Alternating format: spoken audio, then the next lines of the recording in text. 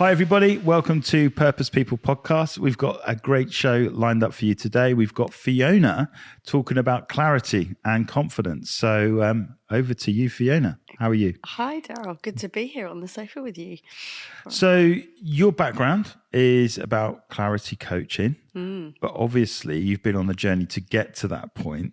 This is true. So tell us a bit of your potted history, how you ended up doing what you're doing. I think I've said to you before, not a straight line. Yep. Very much a non-straight line, no ladder career. Yep. It's funny just thinking about purpose and those points in life where we've got to make decisions. If I think back a long time ago, living and working in London, actually in media, television, Channel 4. What shows? Well, actually, I was there for the very first Big Brother. Oh, wow. When nobody had a clue what it was going to do. And it went, blew up. Did you have a clue, though? Did you think it would be big? No. Everybody there had no clue. I always thought it'd be massive because I remember living in a home with 3 other guys and it was on the whole time. Mm-hmm. Like literally we didn't turn it off. I used to have friends ringing me up because I was working in the press office and there was like 40 desks and a TV set on each desk right the way down the office, all live feed throughout the day, not just the edited version of the program. Yeah. And people ringing me up going, what's happening now? It's like, just get a life and watch it when it airs tonight. Well, one of our guys ended up working from home we were all working from home type thing, but he had high-speed broadband put in, the computer and all set up. And so he had the best summer ever because he was watching Big Brother or cricket. And that's all he did. And he was just consumed by this. So we would all come in and go, what's happened during the day? Because we were like doing normal jobs. Yes. And interesting. So I suppose, didn't expect to be talking about Big Brother this morning, but that was back in the midst of time. I worked in London in media and it was kind of exciting, fun when I was young. And I worked in lots of production companies and I always thought, Channel 4, that'd be my ultimate place to work. And then I ended up working at Channel 4 in communications, all very exciting. And then I was kind of 3 series into Big Brother and lots of the eviction nights. And there was something for me where I just was like, really, is this what I'm putting my time and energy into? And there was something slightly ugly as it progressed. And this people being vilified and coming out and treated like they were seriously hideous human beings, and they were kind of in shock. So I used to do the press coverage conference nights as people were coming out, and actually they kind of sometimes have to go off and have a bit of therapy afterwards because they were not expecting the reaction they got when they left the house. Yeah, it's an interesting one because my kids, last year we watched Celebrity Get Me Out here in the castle and the kids really enjoyed it. So I was like, I thought I'd escape this, but now they wanted to watch this one. And obviously we're not going to reveal who the winner is and I don't know when this goes out. But long story short, someone that you thought was a genuinely really cool, nice person got voted out. And I was just like, so this is a really nice person that on the level should actually win it. Mm-hmm. But they're keeping people in for entertainment. Yeah. And that ultimately is what it is, isn't it? Yeah, it is. And I think there was a moment, I'll get to my point, that it was like 3rd or 4th year in, and it was like something, I had this moment of almost like the gladiators and people baying for blood. And it was like just before they were going to come out the house, the crowd that was outside the house, it was just this hideous kind of sound. And I think I just had a bit of a wake up of like, is this what I'm putting my time and energy into? You know, it seemed fun, I was young. And I think quality of life decisions, living in London, what am I doing here? Had a real kind of reevaluation after that. Because that's an interesting thing. So how old were you when you come to that realisation? We're going to be honest, 20s, late 20s. Because that's what happened to me. So I'm in London, working for a brand marketing agency, doing well, winning awards. My values were completely shot. Yeah. I didn't think they were at the time. I thought they were great. I was having fun. I thought the more arrogant you were, the better the person you were, because you get promoted by being arrogant. Yeah. And the bottom line is I came to the same conclusion that what I was doing was feeding an animal that wasn't great for legacy. And, you know, so a lot of our clients were cigarette clients, alcohol clients. And I had the same wake up. I was 27 thinking, is this it? Yeah. Is this what life is going to be like? So it's interesting with you coming to the same conclusion at a similar age, thinking, I've got everything I want on paper in a sense, but it isn't it. It's not right. So how did you describe that feeling of it not being it? Was it like a hole in the heart? What did it feel like? Was it it's funny. I think it's like I find it in the, it's that thing about being authentic. And I didn't even really know what that was, but it was more just uncomfortable. It was uncomfortable, almost like a stomach feeling. It was like, this is just... Yeah.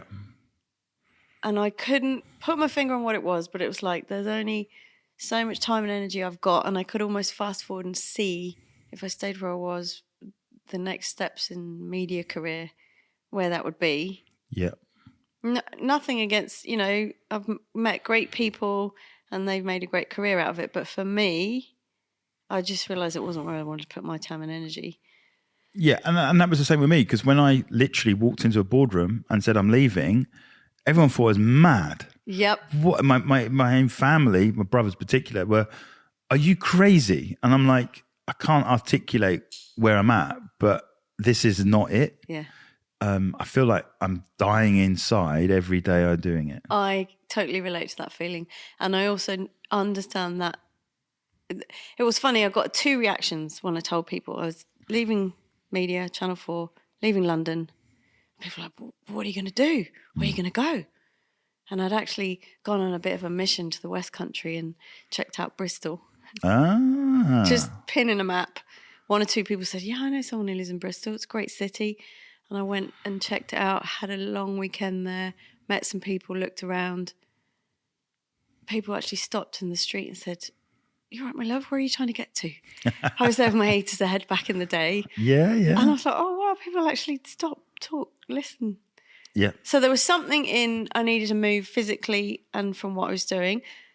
And the reaction from my family was like, what are you doing? You're leaving a good career, good job. What are you going to do? Yeah. I was like, don't know, but I need to leave, need to change. But the other flip side was I found a lot of people at Channel 4, people coming up to me going, oh, wow, you know, what are you going to do? Yeah. Oh, I wish I've always wanted to be a florist, or I've always wanted to go and do such and such. And I'd get all their little stories about what they really wanted to be doing. And that was it. And I think that was same thing. I talked about in the podcast earlier that what's really happening and what's really being said are 2 different things. And I was getting people going out for lunch with people going, it seems nuts what you're doing, but I 100% agree with it. Yeah. I had one girl that said to me, she's one of the directors. So I was going to own a company with 4. Yeah. So there's 4 of us. Mm-hmm. And she said just flippantly one day, if you leave, I'm leaving. And you know, you think, oh, that's cool, that's fine, or whatever, but probably not the case. But she was struggling with her husband. So they wanted to have a kid and they weren't spending any time together, both at the pinnacle of their careers. And she pulled me aside. You know what we said the other day? I went, yeah. She said, I'm going to follow through. And literally within 2 weeks, she quit as well. Wow. So we went from 4 people running that company to 2. But essentially what she was saying was, you gave me an out that I wasn't brave enough to take the out. But now I see someone doing it, I'm going to do it as well. Yes. So what you've done, it's amazing when I'm thinking back. I'm right there now in my head, all those conversations I had. And it was sort of exciting and terrifying. And it was just, I just knew I needed to make a change. Didn't really know what that looked like. So were you single? Yes. So there was 2 parts to that decision. I was single. And actually I was looking at females further up the industry. Yeah. And it was pretty tough to have a family. And I realised at some point I did want to have a family and have kids. And I was like, I don't know how that's going to look for me if I stay in London and stay in the media. So that was one of the decisions, the reason for leaving as well. Yeah. And the other was just time and energy into it felt like feeding the beast. I think you said that. Yeah, that's it. Yeah, and feeding it the was beast. feeding the beast. Yeah. And that was where I was like, this is just not filling up my soul. No. I can't do it anymore. So it was a bit of a pin in the map moment. And I headed west. I packed up my little car. And everybody wished me well. And actually, as I left, got my references. And people said, right, well, we can get you a job at the BBC in Bristol. If that's where you're going, we'll line you up with something. Yeah. And I remember kind of going, right, I could, jump. There it is. It's being offered. And I said to my friends and colleagues, like, can I hold off for 6 months? Okay. If I change my mind, can I come back, pick you up on your offer of an introduction? And they were like, yep, that's cool. So I didn't take it and I stepped away. So you hit Bristol. Don't know what your career is. Don't know what I'm going to do, but I've got to do it differently. Yeah. And single. Single. Looking for farmers? No. No. At that point, I think I was just like actually over it. No, just me. Want to be on my own for a while. Yeah, good. And enjoying Bristol. I found a house share, kind of finding my feet. Yeah. And I ended up working in Neal's Yard Natural Health Clinic. Yeah, I know where that is. Yeah. And loved it. I was just like, and my parents were like, you're what? You've left your Channel 4 media career to be a receptionist in a health clinic? Yeah. And I was like, yep, that's what I'm doing now at the moment. Wow. And that, all those fears and anxieties about what have I done? What have I left? What's it going to mean? But it was just, I needed that breathing space. Yeah. And in the midst of that kind of changing direction, I came across people and I ended up, I think I'm getting to the next chapter, if you like. Yeah. So I ended up moving into charity fundraising, and that's what I did for about 20 years. Yeah. Yeah. And that was where I had kind of reached the conclusion, if I've got a certain skill set, abilities, what am I going to put my time and energy into? Yeah. And it wasn't about covering news stories or TV productions anymore. Yeah. It could be, wow, this. So I had applied for and got offered the job at Bristol Cancer Help Centre. Okay. Which was to fundraise capital appeal for their new building. Yeah. Which is now built at Peel. Well done. Penny Bron Cancer Care. But at the time, I remember calling up my old boss, who was the head of the press office at Channel 4, going, okay, so I've got a job. You willing to give me a reference? He was like, yeah, of course. What's the job? And I was like, it's capital appeal manager, fundraising. And he was like, but you've never done any fundraising. I was like, I know, but it's transferable skills. It's communication. Like, are you willing to give me a good reference? He was like, yeah, of course. So, if you like, the rest is history. And I didn't go back to them for the 6 BBC. months or whatever. You just kept going. I kept going. But that's an interesting thing for me, because similar journey in the fact that for me, I ended up in a mission trip in the middle of Romania, handing aid out on a minibus. Mm. And in Romania, it was 90% of the wealth of the whole country went to 10% of the people. Mm. And so you had this abject poverty that on the surface, if you go into, I think the city was called Yask, and you go into the city called Yask, and there's a shopping mall out Bristol way called the Mall at Cribbs Causeway. Oh yeah. There was something as good as that in this middle of this city. But just imagine moving your eyesight to the right and there's loads of slums with no running water. Mm.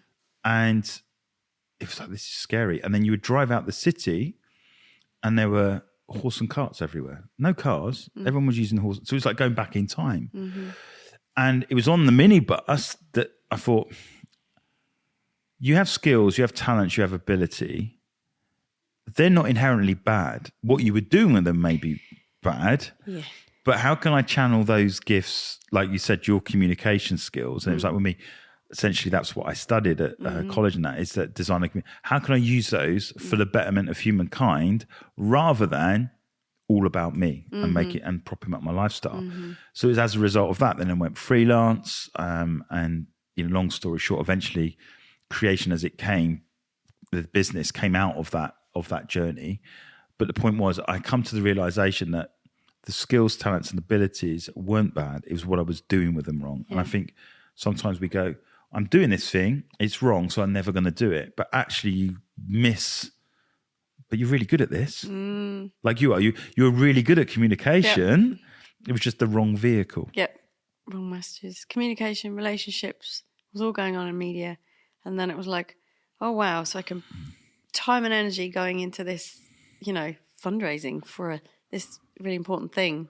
Yeah. Which in that case was a new building to extend the services of Bristol Cancer Help Centre, which was a more alternative, complementary approach to cancer care. It was a much more holistic approach. And I think I learned a lot in how to take care of myself as a result of working there. Met some amazing people, got stuck in to the fundraising. And that's actually, a lot of that's around storytelling, relationship building. Of course, yeah.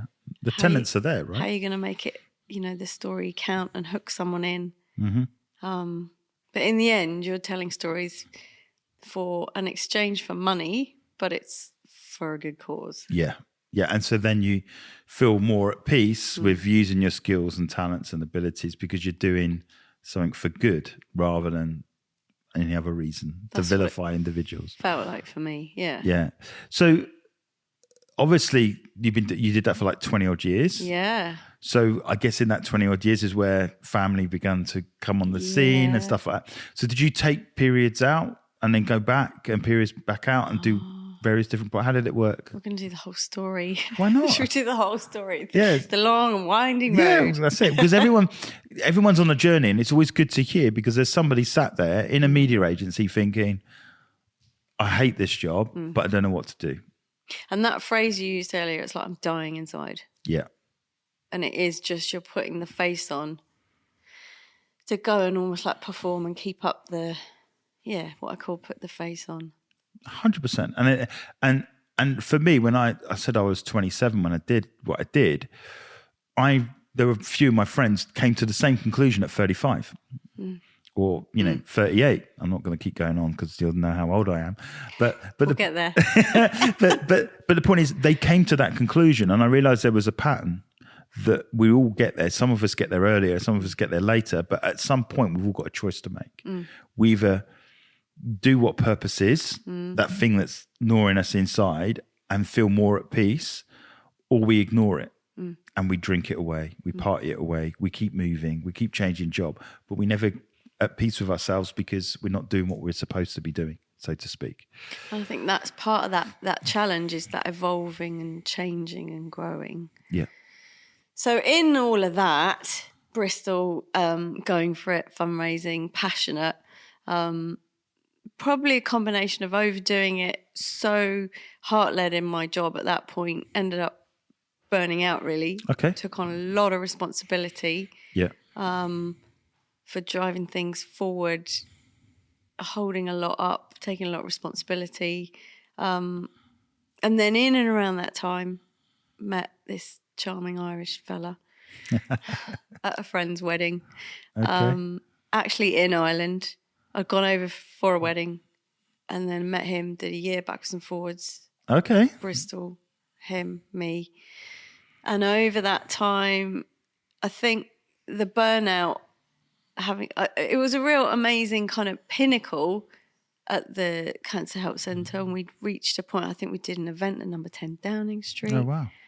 Fundraising event there. We the royal patron, Prince Charles, doing events for us, and it was gathering momentum, raised a few million.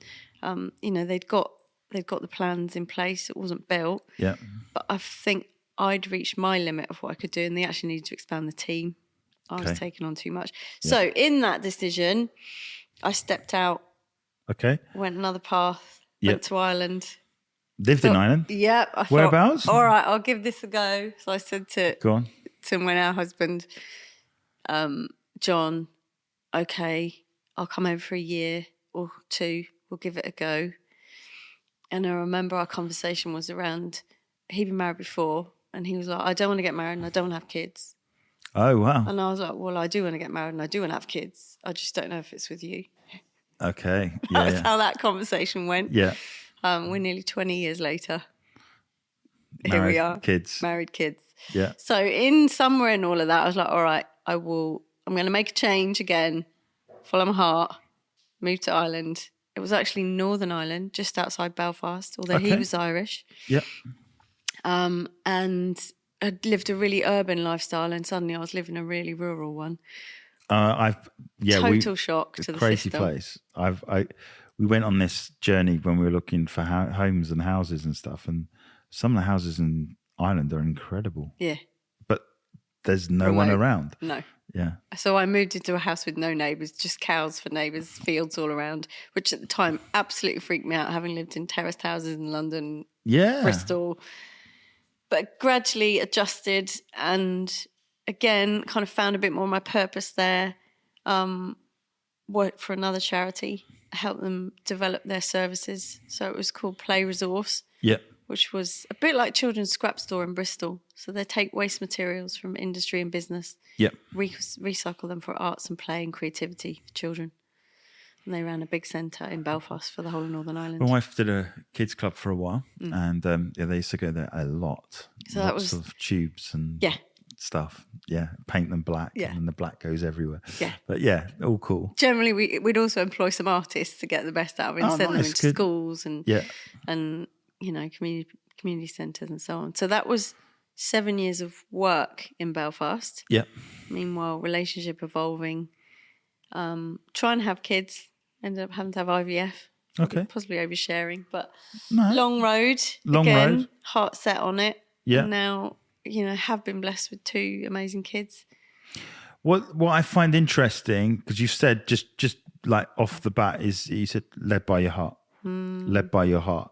Have I? yeah. And what I found with me is that was the switch. I was led by my head a lot of the time, and not my head was, because you need mindset. You've got to have a decent mindset to do what you do, but it needs to be in line with what's going on in here as well. And I think that's often the disconnect, is that if you allow the mind completely doing what it's doing, it will do what makes sense to everyone else, not necessarily what's going on in here. And that's why we talk about being authentic. And for me, every time I go back to the heart, that's where I get my clarity. Yes. So when I feel a bit muddled up here, I like, you know what, I can go for a walk and clear my mind to an extent, but it's how do I get into the heart? And it's what's on my heart. And like you said, kids, family, the type of job, giving back, it's all heart-led decisions, which is, for me, where I think maybe that's why we connected when we met, out in the gallery and all that sort of stuff, because being heart-led, I think you recognise it. Yeah. And I think everyone you talk to that makes decisions that way have had to make big calls. And for me, that's, just to hear your story, you keep going. And then there was this pivotal moment, and then heart comes in. And the other thing I would say, sometimes in those moments where, and you've touched on this as well, it's like it takes courage to make those decisions and see them through. So you might have the clarity, but then there's that next step of courage. What you're going to do with that information, it means making a difficult decision, or not doing what everyone expects, or not doing what people want you to necessarily do, or what's safe or sensible, in inverted commas. And that's it, right? So what I found is that when I made those heart-led decisions, the conversations like, you're mad, you're going crazy, whatever, is often because they're not, or haven't got the courage to go and do the same. Yeah. So it's easier to turn the volume up on you're crazy and you're mad. You can't swim against the tide, because if you it's going to now get me to ask questions, which makes me uncomfortable, because now I've got to pay the mortgage, I've got to do this, I've got the school fees, I've got whatever it is, and all of a sudden I've got to, now you're questioning that, this may be not the right thing either. What do I do? So you've ended up in this journey where working for charities and whatever, and now you're a coach, and a clarity coach. I am. Which I love that term, clarity coach. So you must meet quite a lot of people in this sort of situation. And I suppose that's why I've ended up at this point. It's like, and there's other parts along the journey. We could go on. It's like we ended up developing our own business in Ireland, with my husband and another director, and it was a digital agency, and we scaled that from 3 people to 24 in 3-4 years. Wow. Okay. Big growth. Yeah, definitely. We were content producers for Google. Wow. So again, the long story short was we went for it, but we kind of grew too fast, lost a bit of our purpose and overreached. And actually the business, in the end, we'd relied on Google, which then turned the program off overnight, and everything we'd built they'd turned on an app. So we were no longer needed. So we had to let all our staff go. Tough. Fold the company. It was probably the toughest thing I've ever done work-wise. Yep. It was the absolute bottom, rock bottom for us as a family, and also in terms of letting staff go, having to reflect deeply on decisions we've made. But the silver lining was we were released from living in Ireland, where my husband and his business had always been tied. Okay. And the hatch opened, and we were able to return to Bristol. So I brought my whole family back with me. To Bristol. Yep. And in that change, returned, and I was like, right, I'm in Bristol again. I want to go back to what feels right for me, which was back to the not-for-profit sector. Okay, yeah. So I returned to working in charities again, fundraising. It was old people in dementia and care homes. That was really important to me at that time. Yeah.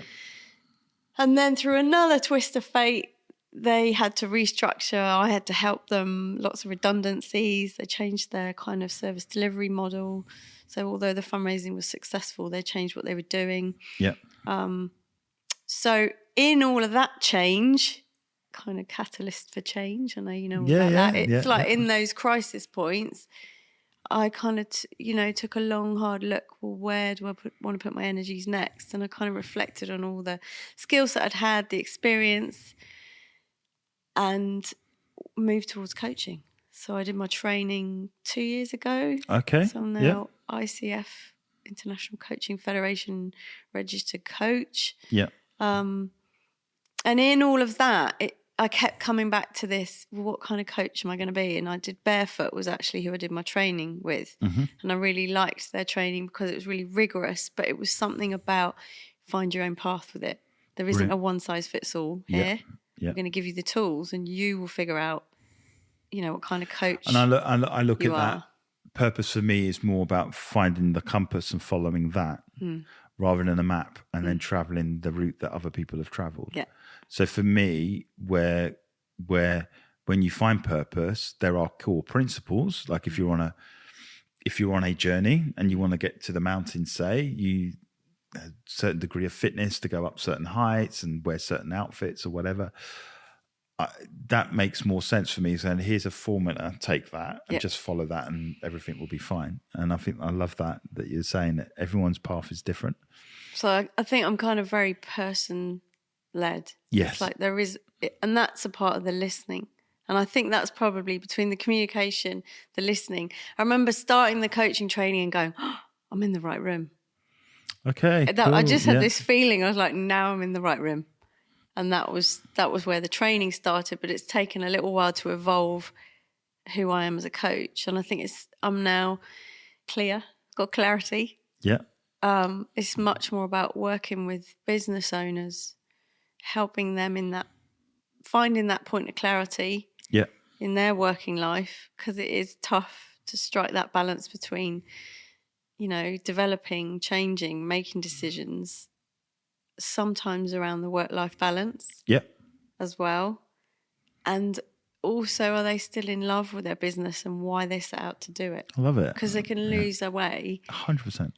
And that it's been those are the little points where I find myself working with business owners.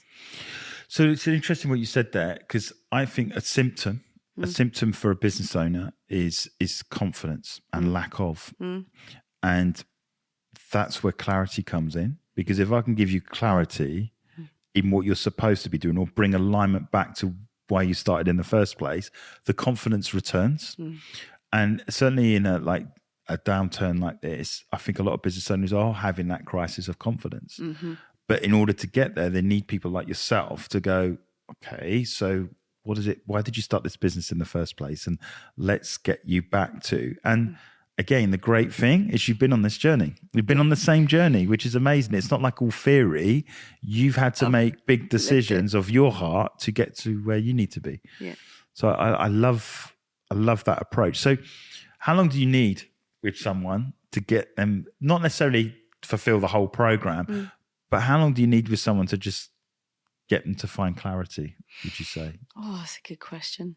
I think it's not a quick fix. It's not an overnight thing.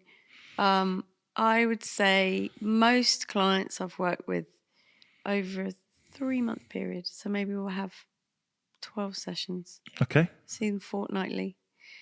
And it's often about moving them from that place of overwhelm. Yeah. And it's almost like I can see the clarity starting to emerge or descend, or it's there, and it's reconnecting them with their own thinking, what they know, and helping them then hold that, expand it, and stick with it. So some of it's then you've found the clarity. What do you want to do with that? Because sometimes it involves difficult decisions. Yeah. It's the point of change, development, and it might be changing their business or doubling down on something or getting a project over the line that they just haven't been able to give it the time it needs. So, yeah, so you feel like it's like peeling back the onion, to get deeper and deeper. Is that what you find? I think that is it. So it's not like, here's the program on week 1, 2, 3, 4, and by the end of 12 weeks we'll have done the 12 steps and you're fixed. Yes. It's not like that. So what would you say to someone who is feeling overwhelmed right now? What would be you? What would you say? Like, I'm overwhelmed. I cannot see what to do. What would you say? It's about time and space to pause. Clarity, I think, comes when so much of our life is about busyness, productivity, moving, doing. Yeah. And actually, when you slow things down, it's about that listening, either to yourself, creating the space around things. You make better decisions and you're able to act from a stronger, clearer place. Yeah. And return to that when it gets challenging again. Yeah. Yeah. I think I would say for a lot of people, they don't spend enough time listening to themselves. Exactly. And I think, especially when you're in business on your own, it's different when you're in large companies. You might have big teams around you, or you might have HR departments. When you're a business owner, I hear that all the time. What's been most invaluable or most valuable to them is that space to be heard, be listened to. And I would very much start from the approach, I'm not here to give you advice. I don't have the answers.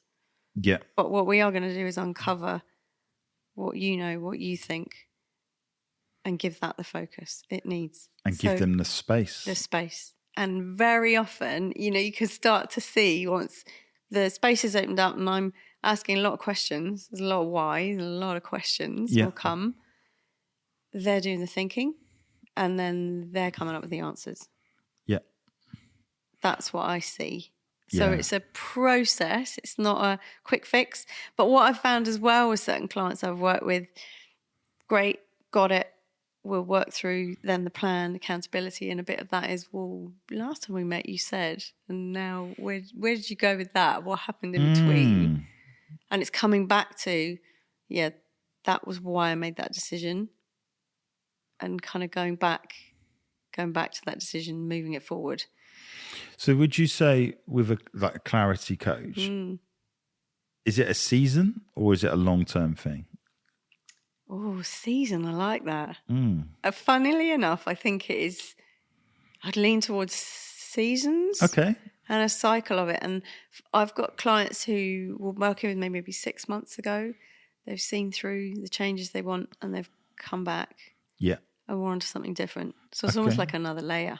Yeah, of course. Exactly. Yeah. Because like seasons, they change. Yeah. So you could argue, although we're in an autumn season, from the economy perspective, we're pretty much in a winter. You know, and it's a case of, well, what do we want How are summer we to gonna look get like? through the winter? Yeah, exactly. What do we need to do? What do we need to change? And it goes back to asking those difficult questions. Well, what actually do you want?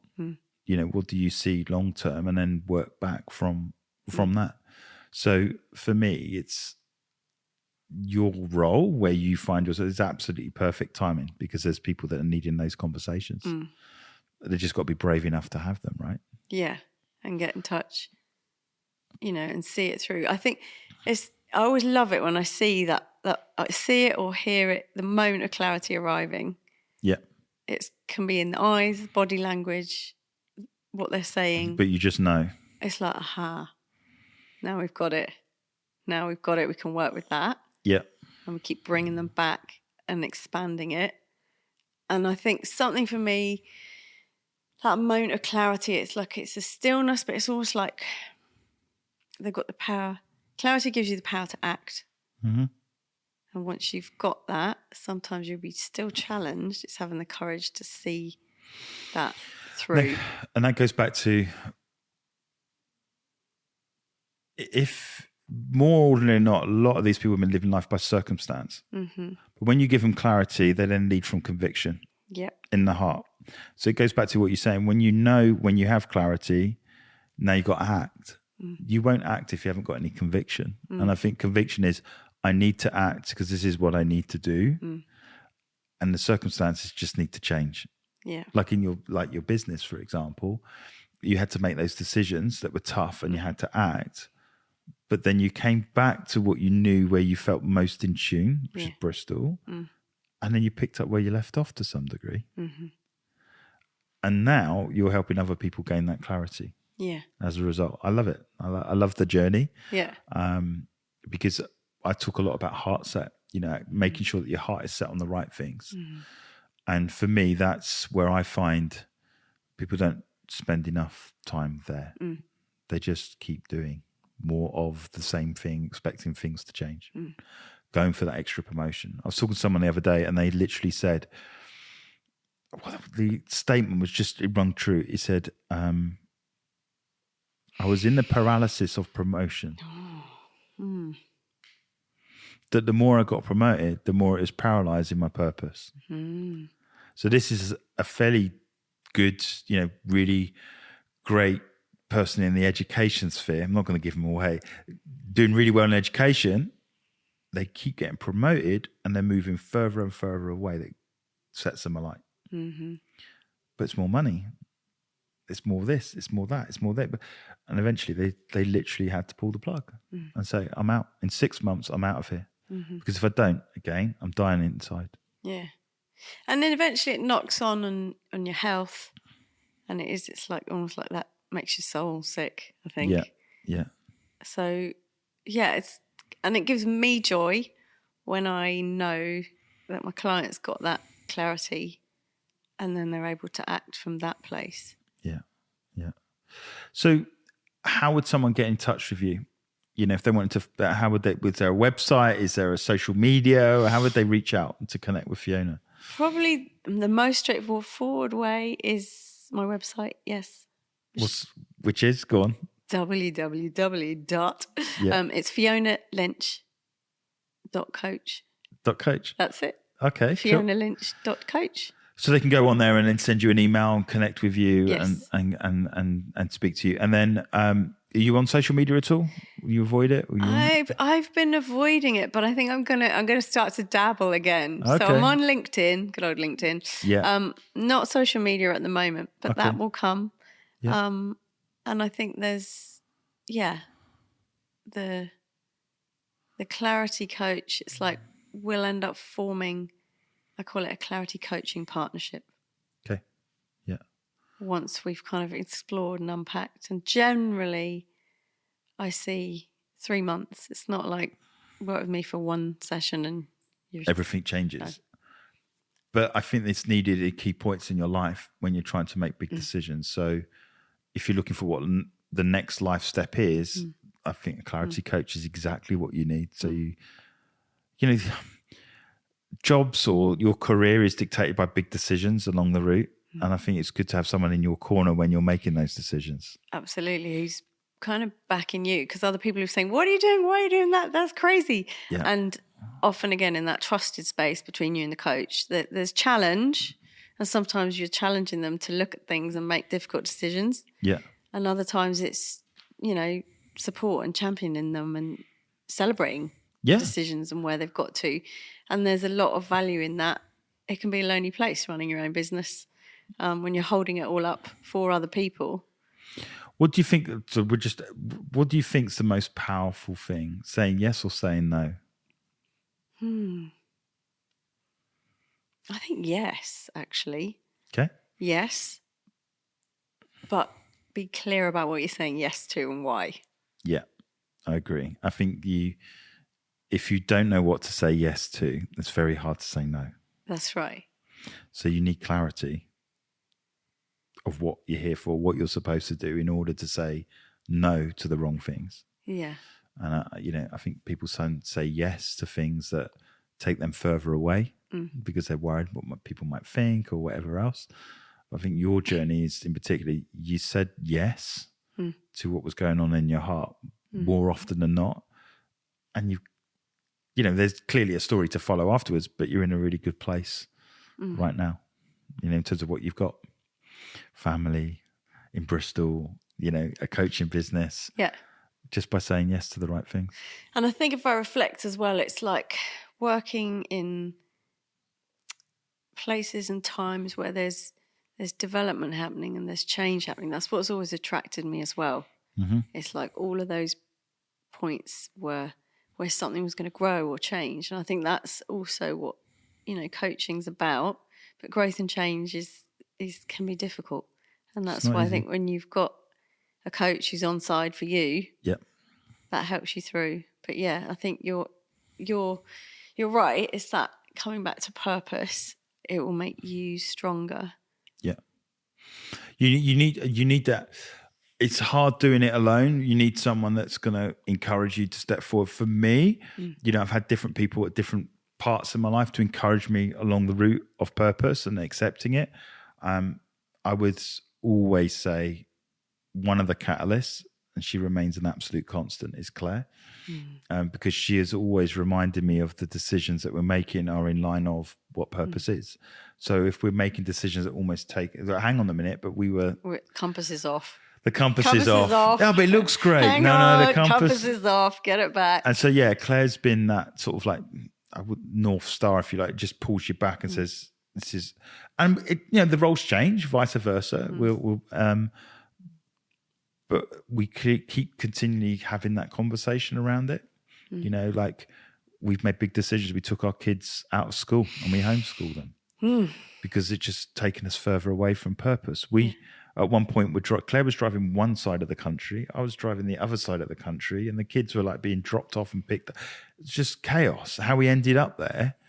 And we literally had to sit down and go, no, this is nuts. What do we really want? And then we had to make some big decisions. Brought us some clarity.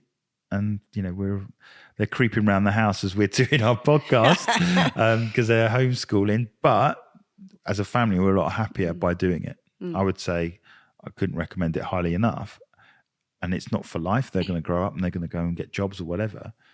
But it's been a real privilege to see them grow up, being around them. We're not always talking because they're scrolling or whatever, but being around them to see them become adults and being available for them, which not everyone has. And it's just a privilege to be able to have that, Yeah.